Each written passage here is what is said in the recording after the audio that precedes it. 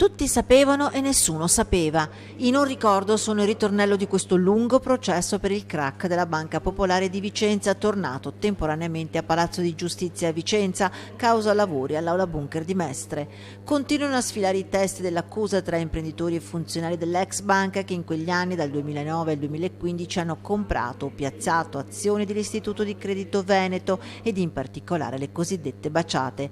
Ad aprire la giornata è Luca Ferrarini, imprenditore emiliano nel settore degli insaccati e dell'agroalimentare, oggi con le aziende in concordato, dopo che Banca Intesa gli ha chiesto di rientrare del debito finanziato a suon di acquisizione di azioni di BPV e Veneto Banca per milioni di euro. Noi avevamo dei rapporti con la Banca Popolare di Vicenza. Ma lui Zonin lo avrebbe incontrato solo a qualche cena, il tutto avveniva tramite i direttori di filiale, finanziamenti e azioni che, come testimoniato da funzionari di banca e direttori di filiale, proponevano a grossi imprenditori in base ad una linea d'azione che, secondo i testi, arrivava direttamente solo dall'ex direttore di BPV Sorato e da direttori di mercato come Giustini.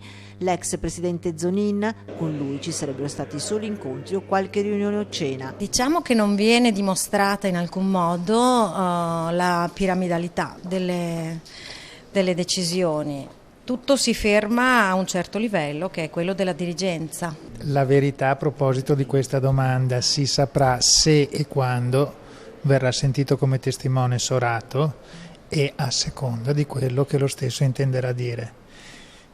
Se ci sarà una prova nei confronti del Presidente, questa prova regina verrà fornita dal signor Sorato. E c'è chi attende la deposizione di altri testi. Ci saranno dei testi che finora non sono arrivati, che non possono non sapere come veniva proposta la delibera, perché una delibera propone un finanziamento. Chi decideva cosa scrivere nel finanziamento?